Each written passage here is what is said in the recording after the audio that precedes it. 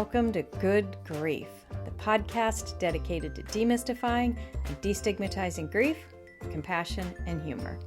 I'm Nikki. I'm an end-of-life doula and a grief coach in Columbus, Ohio. And today I'm so excited to have a guest on my show who reached out to me, who wanted to share her story. And oh my goodness, guys, just have a seat, buckle in, and get comfy because this is quite a ride. I am so happy I had Angie on my show. She is an author.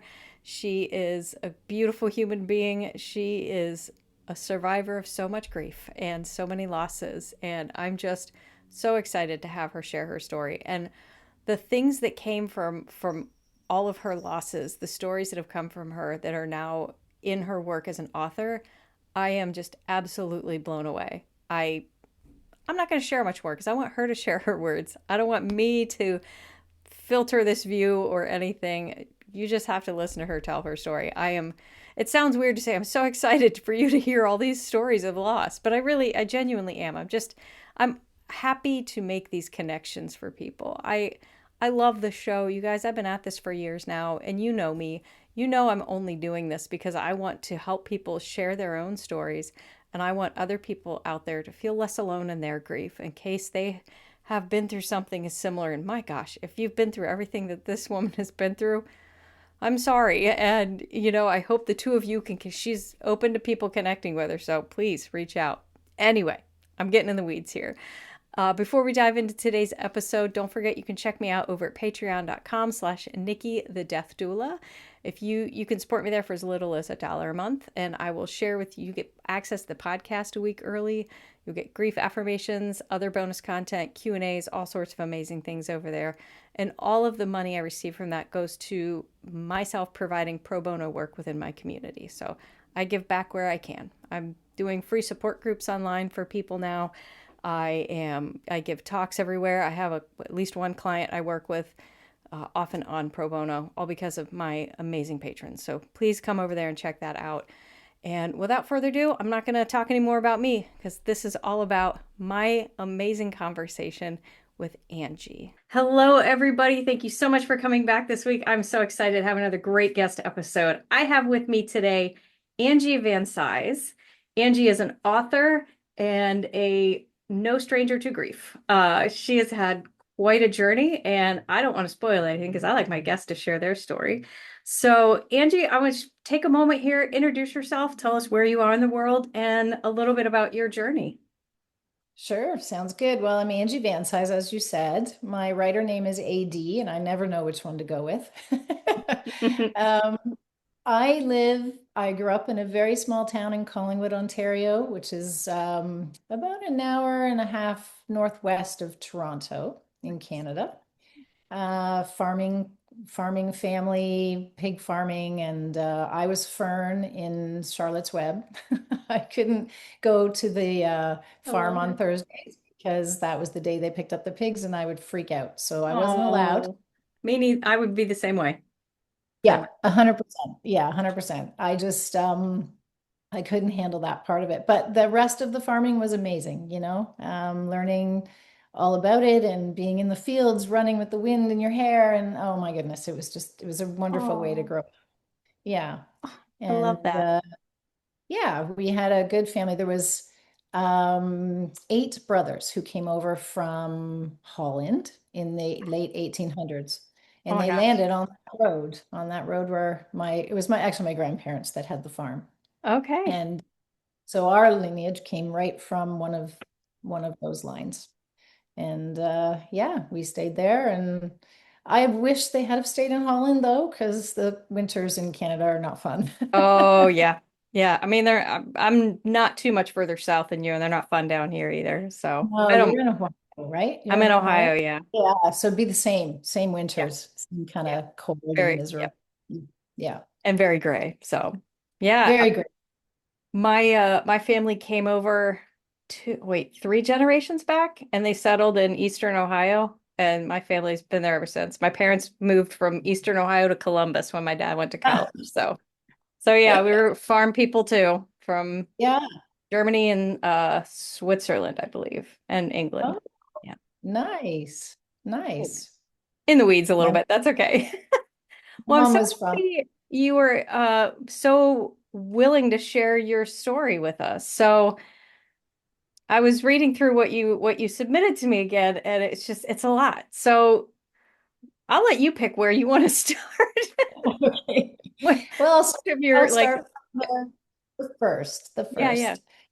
So in 2012, well, actually 2011, my brother was rushed to the hospital with a blood pressure of 266 over 144. Oh my God.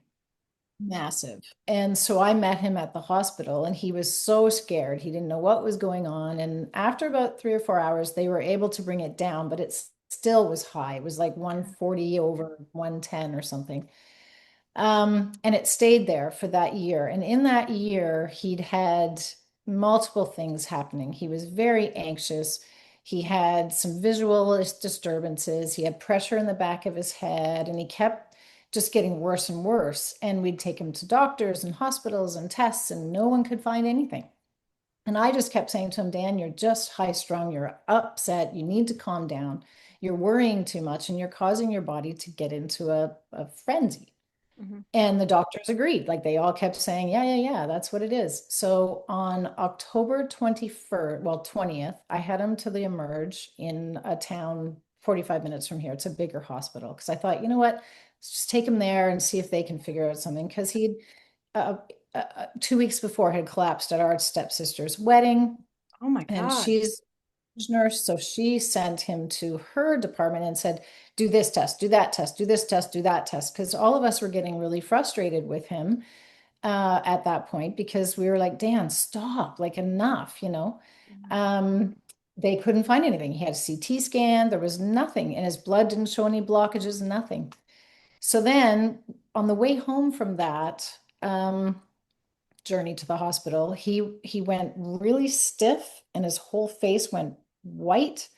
And I was driving and could see him in the rearview mirror. And I'm like, Dan, Dan. And he's like, something's happening. And he's, I think I'm having a stroke. And I'm like, oh my God. Well, then he snapped out of it.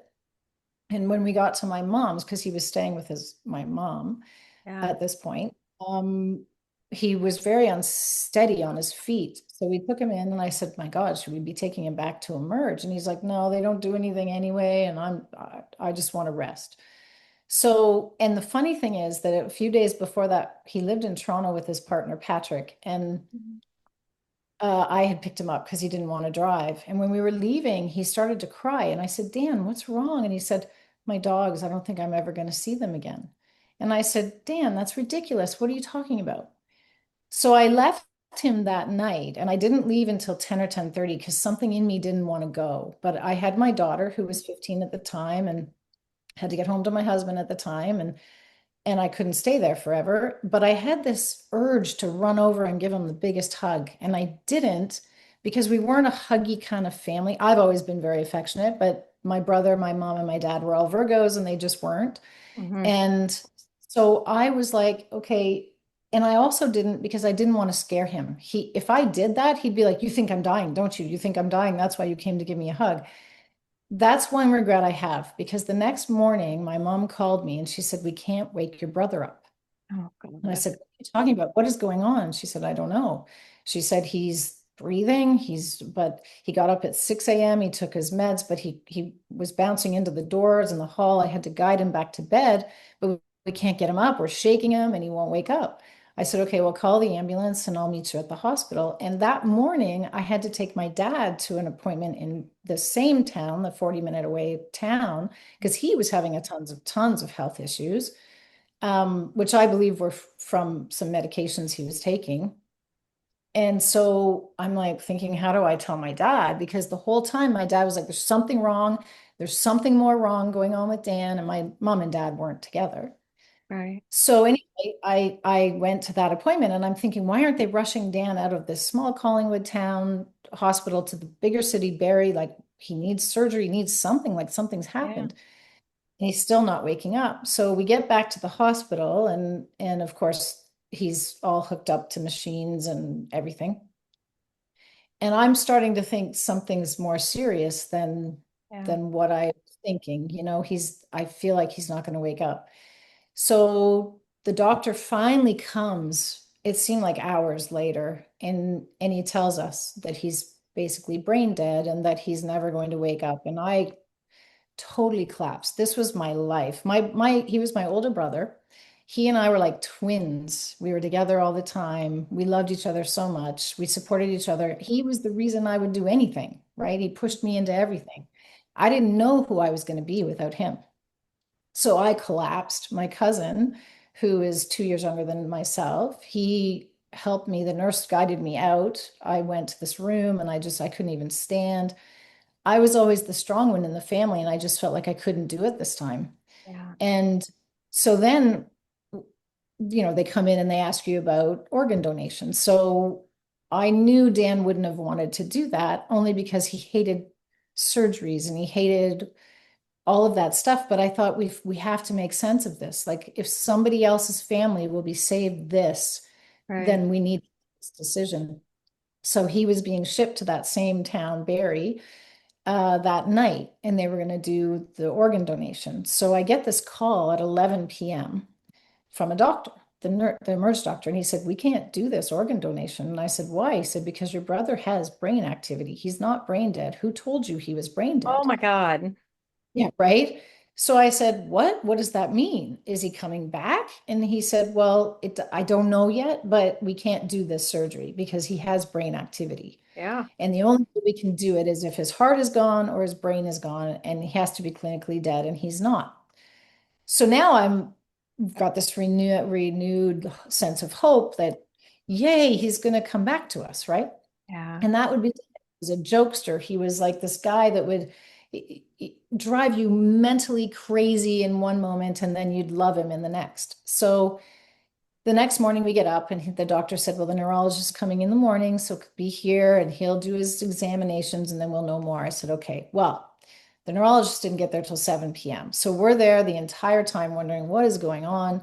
All of his friends from the city have come. He was such a well-known, well-liked man. The poor people in that ICU unit, Oh my because there was God. so many of us.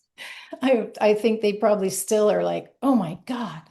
Anyway, so the neurologist comes in, he tells us all this googly gop. I don't understand a word he's saying because he's just like, "Well, we pushed on his sternum and his left arm came up, so he reacted to that, but he didn't react to this eye test. He didn't react to this. He didn't react to that." He's not really telling us anything. We're more confused now than we were. And I leaned over to my mom and said, "Mom, that's Dad's neurologist." And she looks at me and she goes, "Well, that explains a lot." Because that was a whole other Oh, story with my dad, which I'll get into. oh, Anyway, so his partner at the time was saying, "Well, I think we should just let him go. We should just let him go. He wouldn't want to live like this, da da da da da." right. And I was like, "Patrick, I get what you're saying, but you know what? You're going to have another partner. I'm never going to have another brother. My mom is never going to have another son. This cannot be decided lightly. What is the harm in waiting a day to see if Dan deteriorates more or he wakes up? What if we turn everything off and he wanted to come back? Like I This is not an easy decision." So the next day, we decide that we're going to let him do it. Well, he doesn't respond to all the same things that he did the day before. So he is getting worse. So we Okay. all make the decision that the fourth day, we're going to let him go. And the organ donation issue comes back up. So of course they say, "Well, he," we said, "Okay, yes, we'll do it." I said, "Well, we'll let Dan decide again," because you have 2 hour window. Yeah. So by the time you turn off the machines to the time that he leaves is 2 hours. After 2 hours, nothing is okay Yeah. to use. Yeah. So there's only so many people that can go down into that awful, horrid, cold space. Um, so they only wanted two people. I said, "That can't happen. We need more than two." So we ended up both, one of my other stepsister worked there too. So she was able to pull some strings and we got 10 people to go in. My Good. mom didn't want in there. She just wanted to see him without the tubes one last time. So that was heart-wrenching to see her Oh come in God. and give him a kiss and say goodbye. So then we're all waiting there, and Dan would get this awful shade of purple, and then he'd take this big, deep breath. So, long story short, the 2 hours came and went, and he was still alive. Oh wow. So they had to wheel him back up, and there was half the people upstairs and half of us, well, 10 of us downstairs. And Dan was this guy who wanted to always gather people. So he gathered people everywhere he went. And he never wanted it, he never liked it if you were in that room and this person was in that room. He wanted everyone together. Hmm. So the minute he got back in his room when everyone was together, that's when he went. So he Wow. made the decision, right? He didn't want to do the organ He wanted to go donation. on his terms. 100%. And he did. And at the same time, so his very first partner, very first real gay relationship, I didn't know he was gay growing up. I had no idea, which seems really funny, doesn't it? But he was with so many women and he just was, Yeah, I didn't see it. right. And so when I found out, I thought it was pretty cool. And I told him I support him 100%, of course. And anyway, this guy he hung out with for a while, Brad, lovely man. I Hmm. never saw my brother so grounded as he was with him. And the first book, Crive and Osprey, is about their story and then about the hospital. So it's two point of views. Gotcha. Well, this man had had a dream. Uh, I think it was the day we made the decision. And came up to him at this fence. And he, it was like he was behind security, airport security or something. And he said to Brad, I was coming back, but then when I saw what I have to do here, I decided that I had to stay. And it kind of made sense with him responding that first day and fighting and then just giving up the next day, right? Hmm. At the same time, my daughter tells me she had a dream. She was always very intuitive.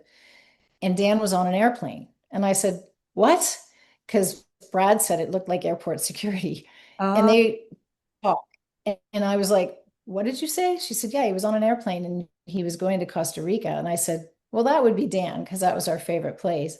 And in Costa Rica, there is an old plane where we go that's been turned into a bar. It's an old fighter jet. oh, And cool. that's where he was. He was partying on this fighter jet with these other people who weren't in this realm anymore. Yeah. And I was just like, this is crazy. And the day after, I know you had some signs, some people on talking about signs. Well, the day after, I was in a really dark place. Like I didn't want to Sure. be here anymore. I didn't want to, I just didn't want to go on without my brother. I just Sure. didn't. And so that year, did you ever watch American Idol? A little bit. Not Okay, not well, we all of them, watched. but I have seen it at least. Yeah. Well, we didn't watch it all the time, but this particular year, Dan and I would watch it because he'd be at my place on Wednesdays because he worked in Collingwood but lived in the city in Toronto. And we'd talk about who we liked. Well, that year, Philip Phillips was on there. And I really liked watching him. He was so passionate and just so into his music. And Dan wasn't fond. He said, every song sounds the same, da da da. Well, I'm in my kitchen and I always turn on music. I always have the music on, and it's not my own. It's usually a cable network or something that I put Yeah. on. Music. That time, Apple Music wasn't there. But anyway, I'm walking around the kitchen, no one's up yet, and I hear these lyrics, and it's like someone turned the TV up, the volume up, and I was like, whoa, what? And I couldn't believe what I was hearing because it was like, come down this unfamiliar road, I'll make it your home, pay no mind to the demons. It was just like all these, I was like, oh my God, Yeah. it sounded like a message. So then when went over and to see who it was Philip Phillips, and it was Home, his song Home. And then I looked out the window and there was the most magnificent, beautiful, big rainbow you've ever seen in your life. And I was like, wow, okay, I need to keep going. Yeah. It's Oh, just, yeah, oh my gosh. crazy. And there's been so many since then. It's ridiculous. We'd need 5 hours to tell you all the signs that he sends. Oh my gosh. Oh wow. Woo, a lot there. That was quite a journey and just the back and forth with, is he going to die and when and how and all of that. But one thing that stuck out to me was when you said your mom called you to tell you that they couldn't wake him up. And I will forever hear my mom's voice when she called me to tell me that my brother had died, because she was the one that called me to tell me they found him. And I can't ever unhear that. It's the pain I had to witness of my mother and my father losing their son. I will never get over that. Well, and you see that leads into the next couple of Yeah. Yeah. things that, because as the pain of seeing my parents, I mean, I believe they both basically died the day he did, Yeah. really. Hmm. And my dad had been having these health issues for a while. He'd been diagnosed with Parkinson's. And I've been doing, since the early 90s, I lost my aunt. That was bad too. I had three deaths within a year back Oh, then. It was just hell. Um, but I'd lost her to cancer. And I had gone on this natural trend after that, to figure out, okay, what is going on? This is crazy. So I knew about some pharmaceuticals that would do damage, and statins are one of them. And I kept saying to Dad, since you've been on that statin, you've gone downhill. Yeah, your cholesterol's higher, but maybe your body needs it to be that high, right? hmm. You have had heart attacks. You've had a heart attack since you've been on the statins. So clearly it's not helping, Yeah. but it's eating away at your muscles. You were told that, and it is. It's Yeah. really taking you down quickly. But he was so, I can't go off it, da da da da da. So we were trying all these alternative things and trying to help him. So he just kept getting worse. And then we finally had a neurologist that said, "Oh, you don't have Parkinson's." And I said, "See, I'm telling you that." And she said, "You have Parkinsonism, which is the exact same and nothing changes." Well, Okay. you just saw his face, he gave up in that moment. That was it. It was over. So on May 14th, 2014, Collingwood is an old ship builders town. So we have piers everywhere. Well, in May, as you know, the water would still be very, very frigid from the winter. Hmm. My dad, um, he wanted to go to Switzerland to have us, he wanted to pay for this family vacation and then have him basically euthanized while he's there. And I was doing everything I could to try and save him and help him. So I said, Dad, I'm sorry, I can't do that. I wish I could. I wish I was strong enough, but I'm just not. I mean, Dan's gone, it's too Yeah. hard. And so he ended up taking his own life by jumping off the pier in 2014. And I don't have an issue. He was such in such pain. Right. I don't blame him one bit. Right. But that was pretty tough. Sure. And then in the meantime, my mom's health had started to deteriorate. And keep in mind, they're only in their 70s at this point, right? Like they're not that old. Hmm. And my mom was always very active, but I know my brother's death took a toll. Her Hmm. firstborn, Oh all yeah. of it, Oh yeah. as you can see, like with your parents, right? Yep. And being a parent myself, I get it. I totally get it. It's not the way it's supposed to be. Right. So she collapsed on her floor one day, and we took her to the hospital. She came back. So it was determined that she only had 22% of her heart function left. She'd had this massive heart attack at some point. She didn't even know when, but I know when. I mean, literally losing her son broke her heart, like literally. So for that next year, she just declined, declined, declined cognitively, and I had to look after her. And the part I didn't tell you was, in the meantime, my dad's wife was contesting his will. So I was trying to fight all of that Oh my on God. my mom. So then in 2015, she succumbed and died. And here's the funny thing about that. I hear a lot of people say, "Oh my God, I left and I went for coffee and they died when I was gone and I should never have left for coffee." They wanted to go when you weren't there. They waited until Yep. you left. Hmm. Well, the day before I she died, I had a phone call meeting with the lawyer at 10 p.m. or 10 a.m. the next morning. And I told her, even though she wasn't coherent anymore and she couldn't talk, I just know that subconscious is there. And I said to her, "Mom, I will be back tomorrow," because I was spending every day, all day with her. I kept her in her home. I hired PSWs to come in. I didn't want her to go into a home. And I said, "I will be back. I have an appointment with the lawyer at 10. I'll be back. I'll be here as soon as I can." The lawyer calls. I'm on the phone literally 5 seconds, and my phone's ringing, and it's my mom's boyfriend. And I'm like, why is he calling me now? He knows. He knows that I have this meeting at 10. I can't answer the phone. Well, then all of a sudden it hangs up. He phones my husband's phone. And I'm like, oh God, something's wrong. Well, then, of course, he's calling to say my mom had passed away. She passed away at 10 a.m. Wow. Oh my Yeah. She just knew I couldn't go through anymore, you know? Oh my gosh. Yeah, and Yeah. I'm glad you mentioned that because I brought that up several times on this show about how people tend to wait until they're alone to die. Because I deal with this all the time too with my work as a death doula. I'll have people who could be in active dying for like a day or 2 or 3 weeks. Sometimes it's different.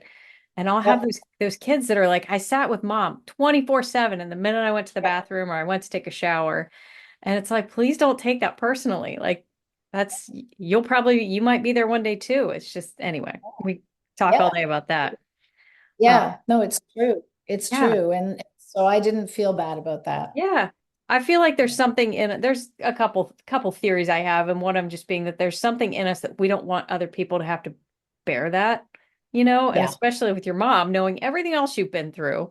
But also just like I know I tend to relax a little more when I'm alone in a room. We all do. Like people walk out, you Well, just kind of have that bit of it's like, relax. okay, I can go. Yeah. Well, and the other thing I didn't tell you is that 2 months to the day after my mom, her boyfriend was found on the floor of her place, collapsed. He'd broken his neck, took him to the hospital, and he was full of cancer. That's why his neck broke.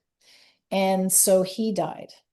And I was with him when he died, but it was beautiful. It was actually beautiful. His face just went so peaceful, Yeah. and he asked me 3 questions. Who has the key to the house? Where's the dog going to go? And I can't remember the third question. I answered those questions and he checked out. It was unbelievable. So I want to ask the big question about living with this amount of grief. But before we do, you had one more grand finale to all this that you told me I about did. I did. I totally did. because So all you of that. hadn't dealt with enough. So what happened next? So yeah. So after all of that, I finally think I'm in reprieve. I can heal now because one went into the other, and I just had to deal with other things and deal with other things. So now that all of it's gone, so I go to bed. It's a September day, and I've always hated thunderstorms. But I'm laying in bed, and all of a sudden I hear this thunderstorm, and it's very close. And out of nowhere comes the biggest crack sound I've ever heard in my life. The house lifts off of its foundation, I swear to God, and this big fireball goes out my window. And I'm like, Jesus, what the heck was that? Oh my God. And it's 3 a.m. Yeah. So I get up, and my daughter is coming out of her bedroom and saying, Mom, what the hell? I said, I don't know. I think we just got hit with lightning. Hmm. So I'm wandering around. Well, then my husband at the time slept in the basement because he snored so badly. I couldn't sleep. So he comes up with his flashlight and he's looking around because there's no power. Hmm. And all of a sudden, out of the grate, the intake grates in your room or whatever, Yeah. smoke's coming out of the grate. And I'm going, oh my God. And he said, yeah, there's a weird smell in the basement. So I'm calling 911. I have animals in the house, my daughter, my husband, and I'm like, oh my God, we've got to get out, but I've Yeah. got to get my Yeah. animals. Yeah. And so I'm on 911, and the woman's like, ma'am, you just need to get out of your house. And I said, I know, but my animals. Well, the fire department's going to be there right away. And it's pouring down rain. So I'm thinking, how can the house, it's going to be put out by the rain, right? Like it's clearly been hit, caught, whatever. So anyway, luckily, there was a drunk driver who had rolled his truck right out front on the highway that our house was on, and the department was right there. They heard the bang, they heard it hit, they knew it hit. So they were there in 30 seconds. That's what saved the house. So we Wow. think puddle out my bedroom, and there was a downspout there. And we Hmm. think that the lightning hit that puddle, went in, and it caused an electrical fire. So then I'm out of my house for 10 months. But I was like, don't worry, it's my grand finale. It's all over now. It can't It's get good. any worse than this. I mean, isn't fireworks that like, boom, okay, Let's celebrate. Oh, Like Lord. I was outside, I swear to God, on my back deck waving my white flag, going, okay, I'm strong enough. I'm strong enough. I don't need any more. Please stop Right? now. Oh my God.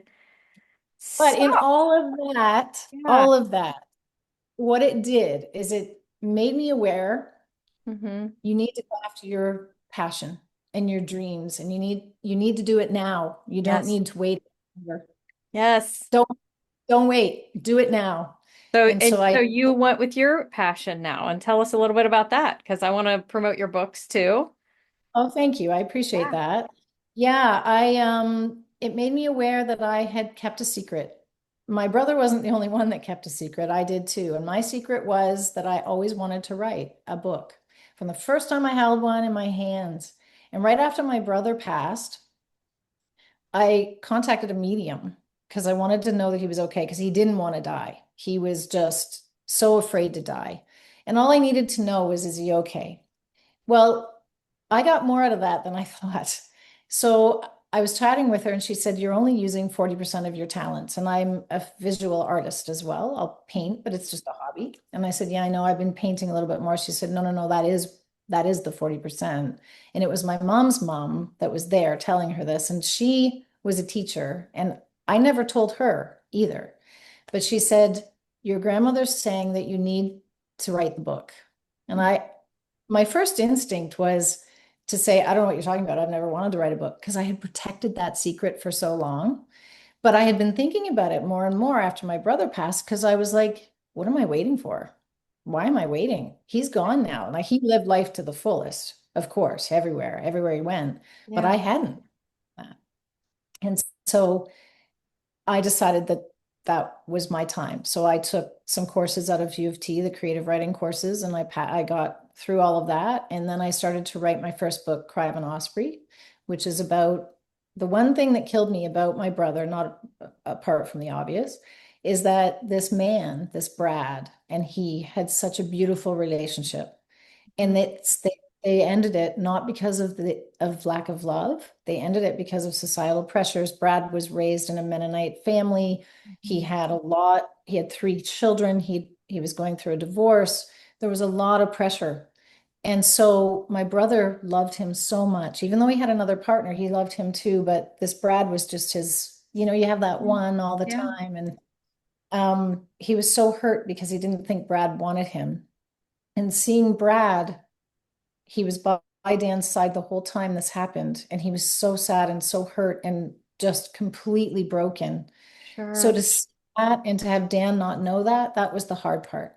So I Yeah. wanted to write their story so that people could see what happens, that love is Yeah. love, that they had this beautiful love that most people would never find. Yeah. Um, and then on the flip side, I had to write my story to get it out. And everyone said, my God, wasn't that hard? I said, no, I lived that. The hard Right. parts were Hard part's writing the, over. yeah, it was the beautiful bits that the two of them shared that I didn't know about. And Yeah. then never having their happy ending. That was the sad part. Yeah. But that wasn't always the genre I wanted to write in. I love mystery thriller. So after that book was written, now Pandora's box is open. And I'm like, Yeah. yeah, I'm going for it.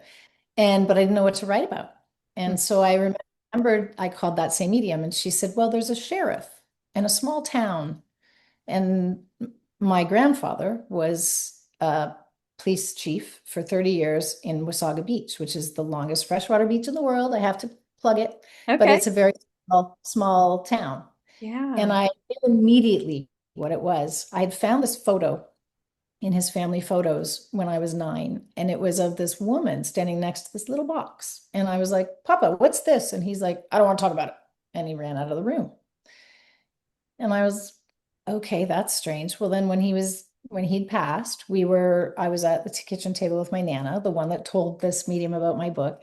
Hmm. And I came across the photo again and I said, Nana, what's with this? And she said, well, it was his first case and he never wanted to talk about it.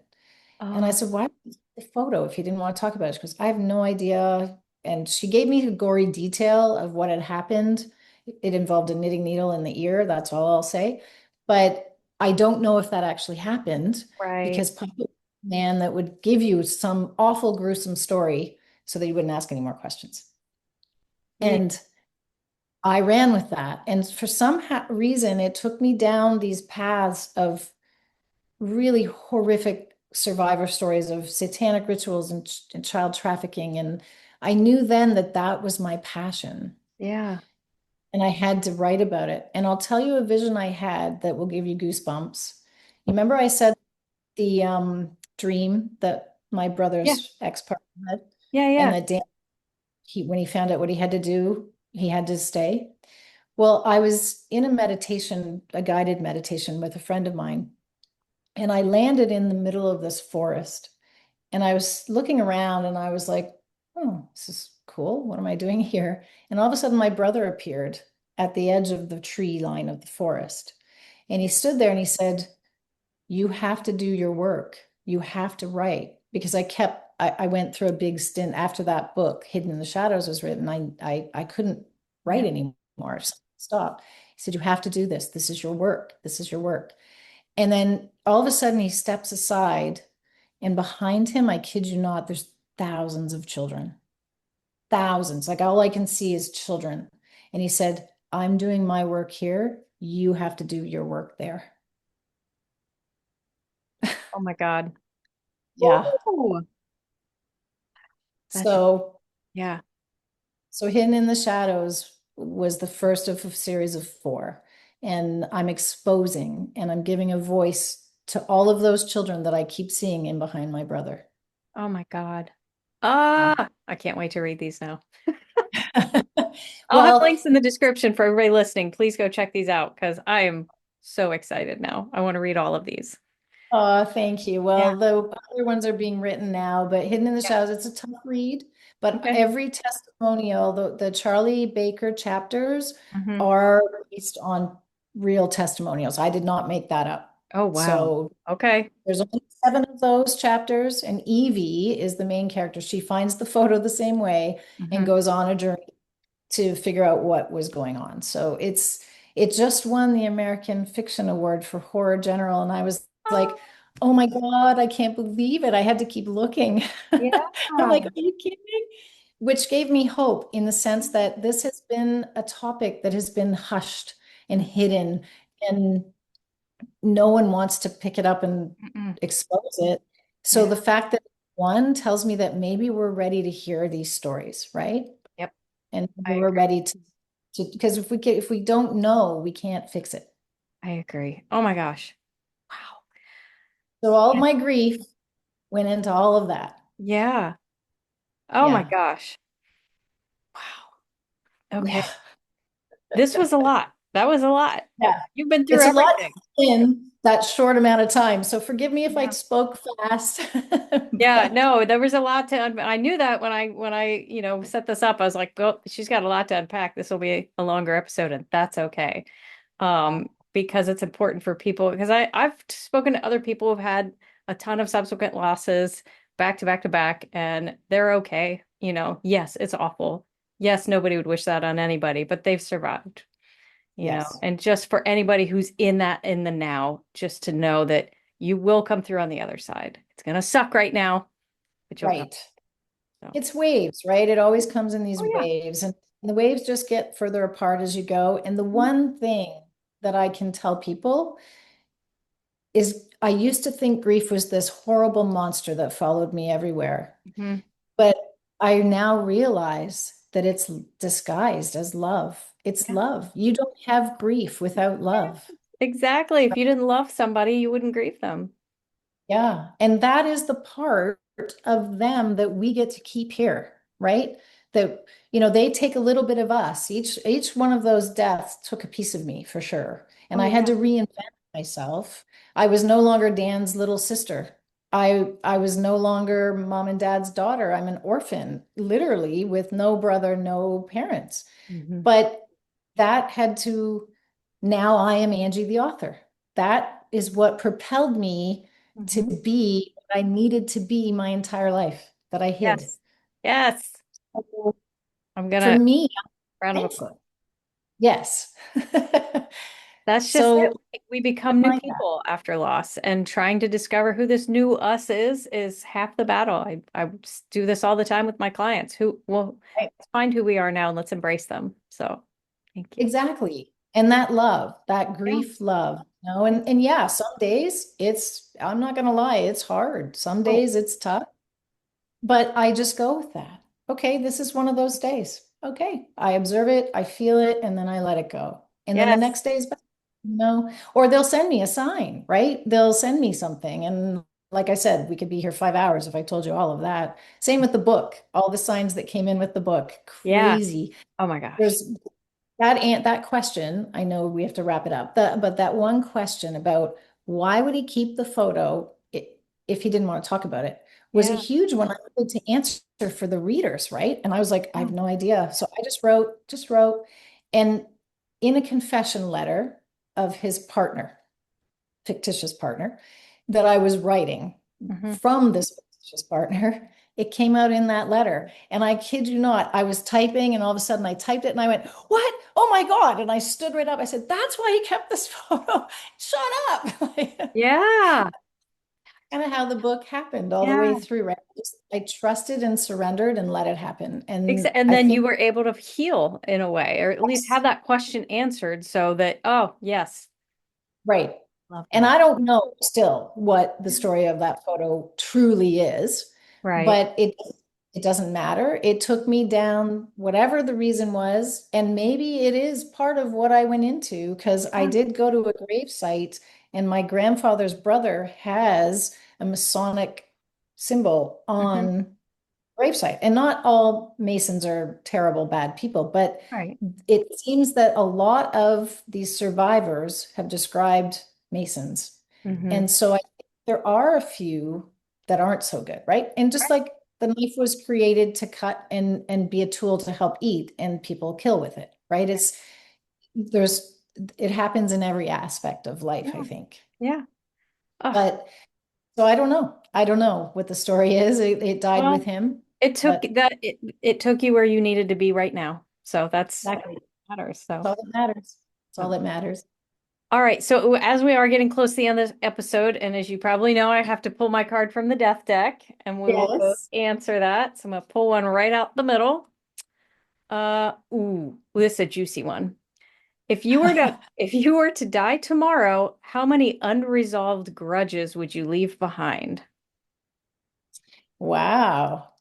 I know what Well, I'm hoping you'll say. I am happy to say that I don't have any grudges. I tend to, yeah, Yeah. I really do. I think because of all the loss that I've suffered and knowing it can be just like that. Yeah. I mean, this might Yeah. be my last day here. Yeah. I tend to take in everything and speak from my heart everywhere I go. If I see someone that has a beautiful coat, I'll tell them. If their hair looks great, I'll tell them. Hmm. If there's a bird that's popping around on my little backyard, I'll watch it, So any loose ends or any ickiness that's been in my world, I've repaired. I The love only that. one would be my stepmother, but I don't have the stuff that she pulled after my father passed. I've let her go, Yeah. So I don't have any grudges there. Yeah. I've forgiven her. Yeah. So that would have been the only one. But no, I don't. I Yeah. think if I was tomorrow, I've lived my dream. I'm an author, and that was the main thing. I would be sad that I didn't get more books out, Yeah. but I would be like, I would trust and surrender that that was just the way it was meant to be. Well, you answered that exactly how I hoped you would, because that's what I'm always telling people. Don't have grudges because you can't. Why? Why? Life is too damn short for that. So I What? It think, only hurts you. It only hurts right. you. I have a half of grudge that Oh, I still have with me. It's my own personal thing I need to work through, and I've been working through it for years. I'll get there one day, but it's not a full grudge. good. I was a smidge of one, but overall, I'm willing and able to let stuff go. So, but yeah, Good. And when I awesome. heard that your brother had passed too, it was kind of like, well, no wonder she's having me on her show because the Mhm. synchronicity of that is Yeah, is kind yeah, of, yeah. and Yeah, anytime I hear somebody who loses a sibling, it touches me real close because I know what that's like to lose a sibling. Everybody's story is different, right? Your relationship with your brother is very different than mine. Right, of course. We had very different experiences, but still, losing a sibling is a very interesting grief to It is. we could talk all day about that. But Angie, this has been amazing. Please tell my listeners where they can find you and or your books. I will put this in the description too, but I'll let you take a moment to tell us all those things. Okay, well, thank you. And thank you for putting that there. I really, and I want to say thank you for having me. I love telling my story because I'm hoping that it will help Mhm. somebody out there that is maybe grieving, or maybe they're going to the hospital today and there's somebody laying there on the vent and it's the Yes. worst day ever. It really is. But you do get past it. Mhm. Um, so I have a website. It's advansizeauthor.com. Mhm. They can also grab the books off of Amazon. They're on Amazon. I welcome anyone to email me. My email is my last name, VANCISEA @gmail.com. And I would love to hear their stories too, you know? So, yeah. Awesome. And just a word of caution for the Hidden in the Shadow book. Crive and Osprey is a completely different book. It's Right. it's very emotional. It's a feel-good book, but also a sad book. Sure. Um, Semi-autobiography, I would say. Mhm. But Hidden in the Shadows is more of where I want to be in the author Sure. world. But it is tough. Okay. But as I say, if it's that tough to read, imagine going through it. Right. So this is what you need to keep in mind. And it's not to glorify it. It's not, and there could be trigger warnings. So please, I do have a warning in the beginning of the book, Okay. but just read with caution because it is hard to hear. Yeah.